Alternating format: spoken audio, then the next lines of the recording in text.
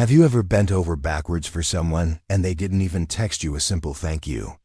Have you ever poured your heart and soul into helping people and all they did was demand more? Have you ever been so generous, so selfless, so giving that folks started treating you like a doormat? Here's the brutal truth that good-hearted people figure out way too late. Being nice doesn't always shield you from pain. Sometimes it's exactly what tears you apart. You say yes when every fiber of your being wants to scream no. You show up for others when you can barely stand on your own 2 feet.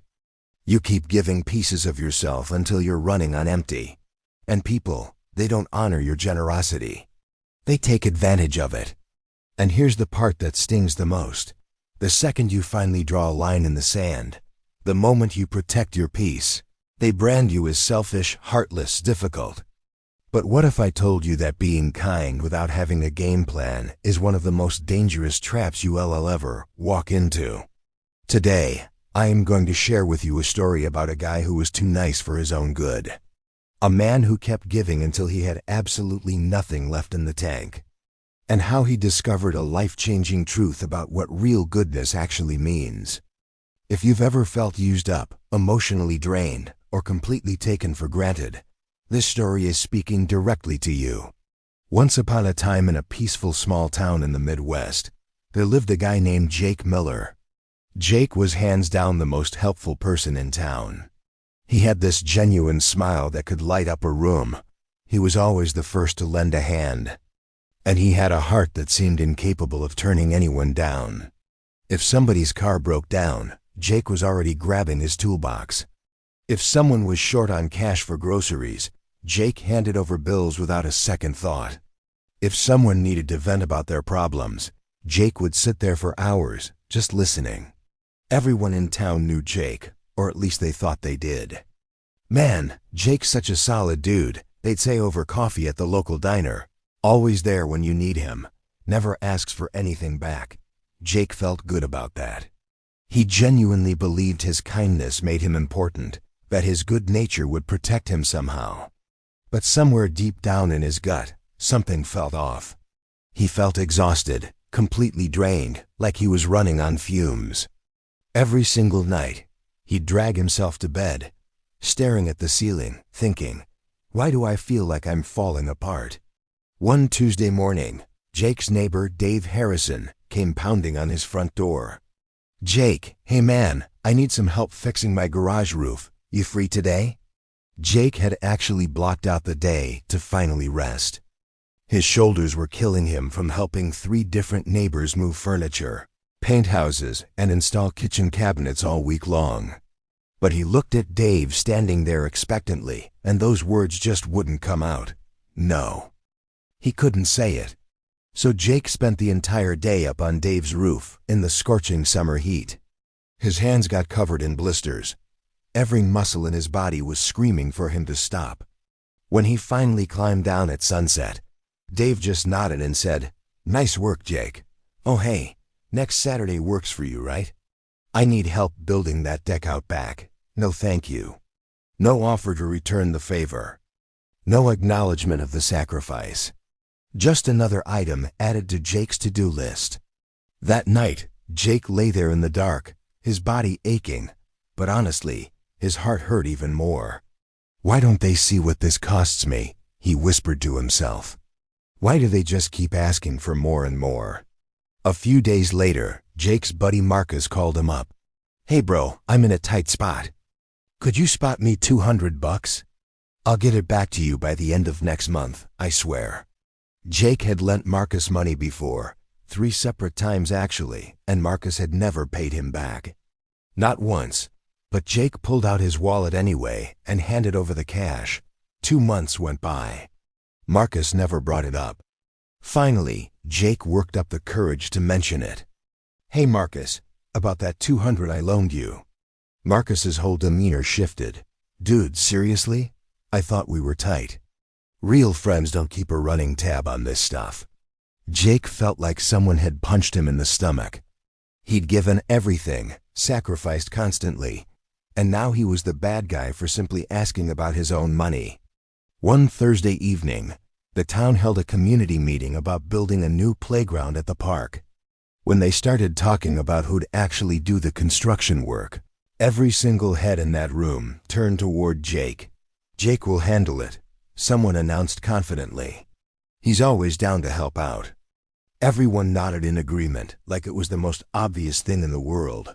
Jake would build the entire playground. By himself. Nobody asked if he had the time. Nobody asked if he was okay with it. They just expected it. Jake sat there frozen, feeling this crushing weight on his chest. That's when it hit him like a freight train. His kindness had turned into his own personal prison. People didn't respect him. They used him like a tool. That night, this older gentleman named Frank, a retired businessman passing through town, noticed Jake sitting alone on a bench by the lake, looking completely defeated. Frank sat down next to him and said, "You've got the look of someone who gives everything away and gets nothing in return." Jake's head snapped up, surprised. "How'd you know?" Frank gave him this sad, knowing smile. "Because I can see it written all over your face. You think being a good person means saying yes to everybody who asks. But let me ask you something. How does that actually feel? Like I'm drowning? Like I'm invisible? Like people only see me when they need something?"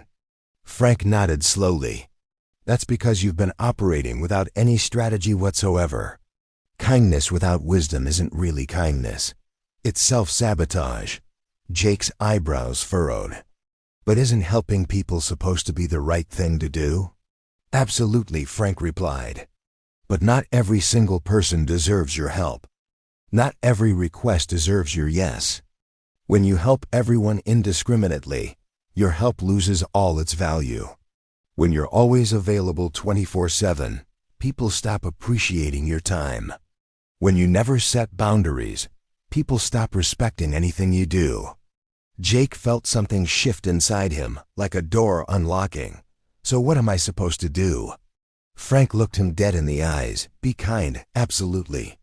But be strategic about it. Help people, but choose carefully who gets your energy.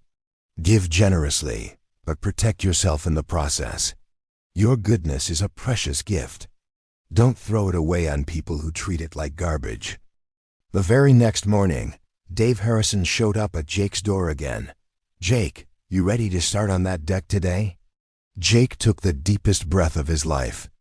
And for the first time ever, he said the word that had been trapped inside him. "No."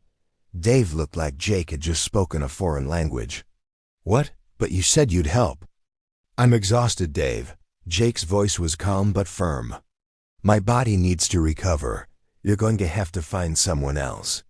Dave's face turned bright red. "I can't believe you're doing this to me." Jake stood his ground, even though his hands were trembling. "I fixed your roof, your garage door, your fence, and your gutters. You never once offered to help me with anything. You never once said thank you. All you did was line up the next project." Jake gently closed the door. His heart was pounding, but for the first time in forever, he felt like he could actually breathe. A few days later, Marcus hit him up again, asking to borrow money. Jake looked at him with this new clarity. "No, man, I can't." Marcus's eyes went wide. "Dude, come on." "It's me. You've borrowed from me 3 times, Jake said evenly. "You never paid me back once. You actually made me feel guilty for even bringing it up. I'm not lending you money anymore." Marcus's face contorted with anger. "You've changed, Jake. You're not the guy you used to be." Jake almost smiled.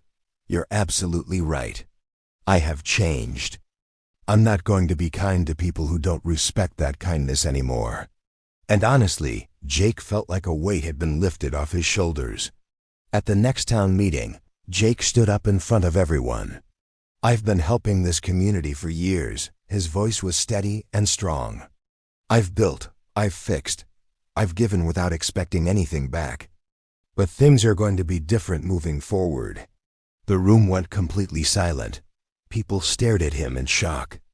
"I'll still help out, but I'm not doing everything alone anymore. I'll give my time, but it needs to be valued. I'll be kind, but only to people who actually appreciate kindness."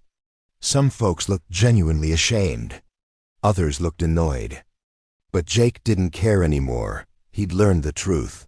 Being a good person doesn't mean being a pushover. It means being wise about where you invest your energy. Weeks rolled by, and something interesting started happening. The people who used to treat Jake like their personal handyman started acting completely different around him. Dave Harrison would nod respectfully when they crossed paths. Marcus kept his distance but was always polite. And the townspeople, they still asked for help, but now they actually offered something in return. Money, their own labor. Genuine gratitude. One afternoon, a young contractor named Tyler approached Jake. "Hey Jake, I heard you're really skilled at carpentry. I'm building an addition on my house and could use some help, but I'll pay you your going rate. And I'll help you out with anything you need." Jake looked at Tyler and saw something he hadn't seen in years: actual respect. "All right," Jake said with a genuine smile, "let's do this." And for the first time in what felt like forever, Jake felt like his kindness actually meant something. A few months later, Frank came back through town. He found Jake sitting by that same lake, but this time, Jake looked completely different. Stronger, more at peace. "You look like a new man," Frank said with that knowing smile. Jake nodded. "I am. I used to think being good meant giving every last piece of myself to everyone who asked. But now I understand that real goodness is strategic. It's about helping the right people, at the right time, in the right way." Frank's smile grew wider. "And how do you feel now?" Jake looked up at the sky, watching the clouds drift by. "I feel free. I'm still a kind person, but I'm not a victim of my own kindness anymore." If you're watching this right now and you've been that person who always says yes, the one who drops everything to help, the person who keeps giving until there's nothing left, I need you to hear this message. Your kindness is not a weakness. But kindness without boundaries will absolutely destroy you. Being a good person doesn't mean being available to everyone 24/7. It doesn't mean saying yes when your gut is screaming no. It doesn't mean sacrificing your own well-being for people who don't value what you bring to the table. Real kindness is strategic. It protects your energy like it's gold. It chooses wisely. It flows toward people who genuinely appreciate it, not toward those who exploit it. Don't feel guilty about saying no. Don't apologize for setting healthy boundaries. Don't let anyone make you feel selfish for protecting your own peace of mind. One person who truly respects and values your kindness is worth infinitely more than 100 people who just take advantage of it. If this story resonated with you, if you needed to hear these words today, make sure to subscribe. Every story shared here carries a powerful lesson. Every lesson is a light in the darkness. You're not selfish for protecting yourself. You're wise. You're not cold for setting boundaries. You're strong. And remember this, being kind is absolutely beautiful, but being strategically kind, that's where real power lives.